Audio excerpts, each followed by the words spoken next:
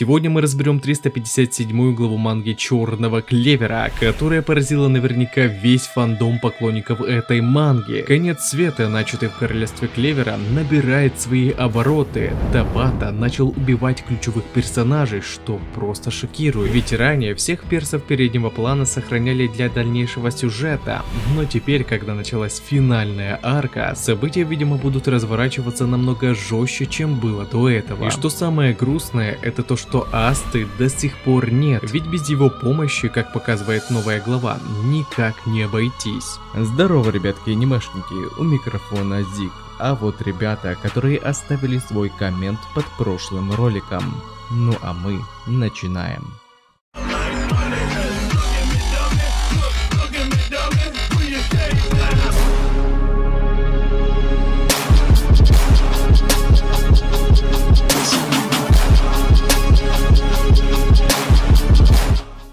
Итак, на связи 357 глава манги Черного Клевера. Переводил я ее сам, и так как я не профессионал и любитель, могут быть ошибки. Прочесть вы ее сможете по ссылке в описании, как только я закончу ее оформление. Так что я надеюсь на вашу поддержку за такой скорый выпуск глав.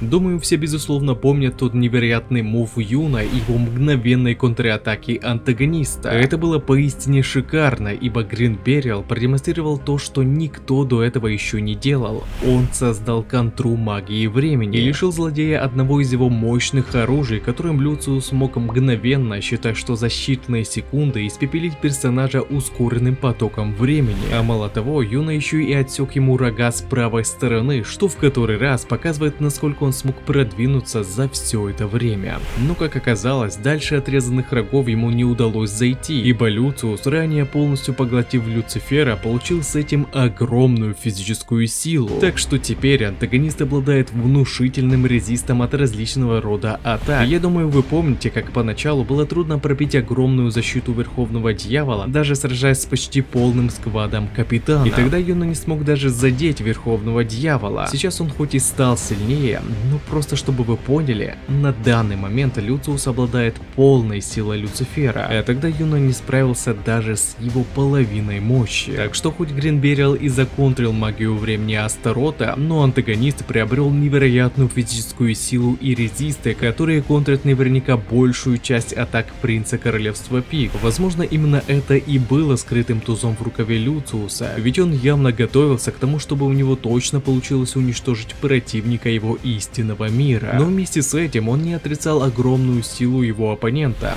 Даже Люциус признал, что Юна много чего успел достичь за этот год и несколько месяцев, однако насколько его заклинание не было бы могущественно, даже принцу Королевства Пик не удастся долго продержаться при всем этом темпе. И, видимо, антагонист попал точно в яблочко, раз уж Юна не смог ничего сказать в свою защиту. А это значит, что наши догадки по поводу того, что Неверленд жрет огромное количество маны, были верны. И тут ему даже не помогут его множественные источники той самой маны. И получается, им остается то, что и сказал сам Люциус: судорожно сопротивляться неизбежному, ведь в конце концов это лишь продлит их страдания. Честно говоря, меньшего от Люциуса я и не ожидал, ведь он сам говорил, что просматривал тысячи вариантов будущего для того, чтобы найти ключ к победе. Но если Юна не сумеет долго продержаться, тогда ему теперь точно нужно расчехлять более мощное заклинание, только теперь уже не сосредоточенное на поддержке, а максимально направленное на урон, которым может стать Звездный Ветер. И если вам интересно, что это за ультимативная способность, тогда можете посмотреть об этом соответствующий ролик на канале.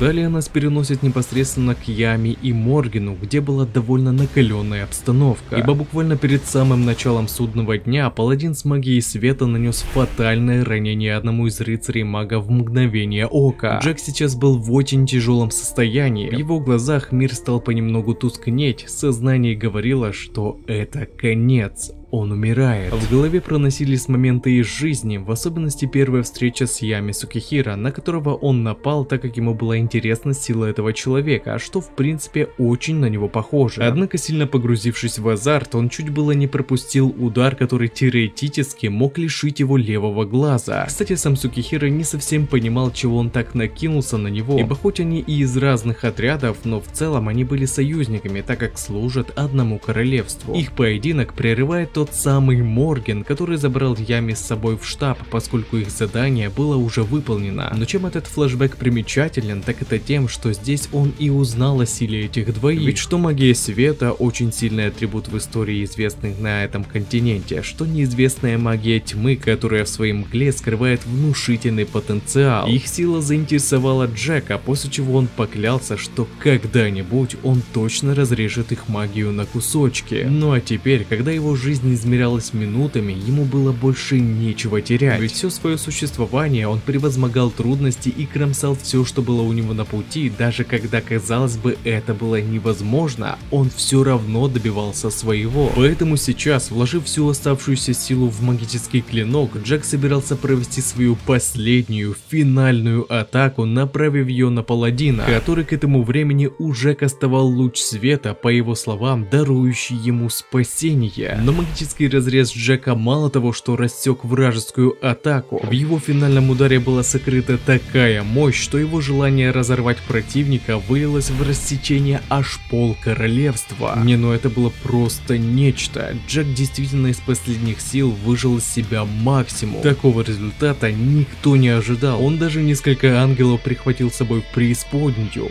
Я просто впечатлен. Такого от капитана Зеленых Богомолов я никак не ожидал. Тут, конечно, еще стоит учитывать, что он находился в зоне Неверленда и получил усиливающий баф. Но тут и Джек сам приложил огромные усилия. Кстати, мне теперь нужно извиниться перед Юна, ведь в прошлом ролике с разбором главы я сказал, что его зона маны покрывала лишь столицу Клевера, но в этой главе четко было видно, что Неверленд покрывает большую часть королевства. А вот это уже действительно уровень. Его тренировки и правда прошли не зря, но теперь ему осталось придумать, как пробить защиту противника, ибо долго держать и кормить такую махину маной у него не выйдет.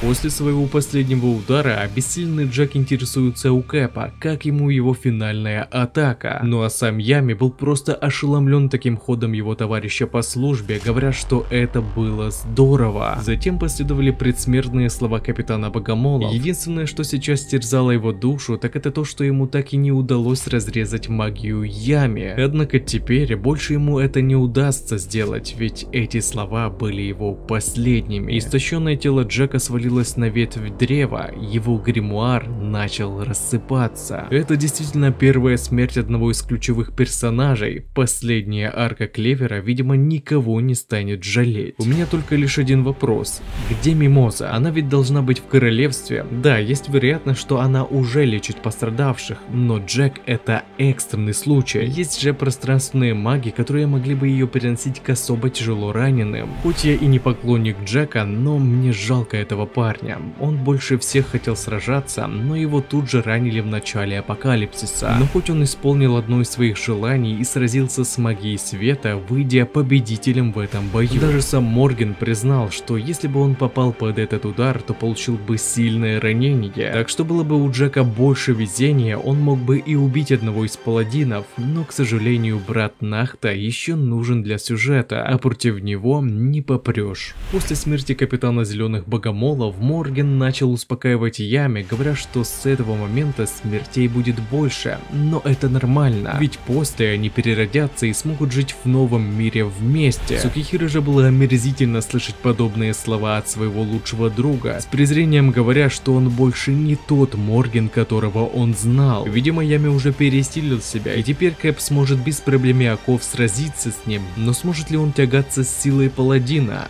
Это вопрос. Но зная, что у него сердце дьявола, бой будет интересным и неожиданным. Кстати, ролик на данную тему на канале также есть, так что можете посмотреть, кому будет интересно. Ну а самое страшное в словах Моргена о том, что смертей будет больше, это то, что нас сразу же переносят к Мириалионе, которая, сражаясь с паладином Моррисом, тут же потеряла руку. Уточню, не ранила, не начала разлагаться как с Вильямом, именно что лишилась руки. Сначала смерть Джека, теперь еще отсылка на Мерио, будто она следующая. Даже слова редактора не отказывают себе в том, чтобы намекнуть на то, кто будет следующий. Конечно, она может сделать себе и огненную руку, но блин, я так не хотел, чтобы ее ранили, так еще и теперь есть все шансы, что она умрет. Безусловно, эта глава огонь, но теперь настало время, когда ты действительно переживаешь за персонажей. Джека в принципе могут спасти, однако вы понимаете, кто это сделает. Люциус может впервые в условиях апокалипсиса апокалипсиса создать нового паладина, а с магией Джека, которая способна разрезать любую магию, он станет очень опасным противником. И если антагонист начнет здесь пополнять свою армию, тогда дела Клевера станут еще хуже. И при этом Асты все еще нет. Понимаю, он очень далеко от материка, но так черные быки выдвинулись на его поиски чуть ли не на следующий день после объявления о его смерти. Шанс на то, что он прибудет прям в последний момент, считайте, что 100%, так как делать обратное не в интересах жанра. Что же, теперь стало еще куда интереснее увидеть продолжение, так что ждем следующую главу. А на этом ролик подходит к концу. Пишите свои мысли по поводу этого ролика, выскажите свое мнение, что вам понравилось, а что не понравилось, и несколько комментариев попадут в следующие ролики. Если тебе понравился ролик, тогда лайк и подписка для меня будет лучшей благодарностью. А также не забываем про колокольчик, ведь в последнее время не всем приходят уведомления. Всем спасибо за ваш просмотр, мирного неба вам над головой и всем пока-пока.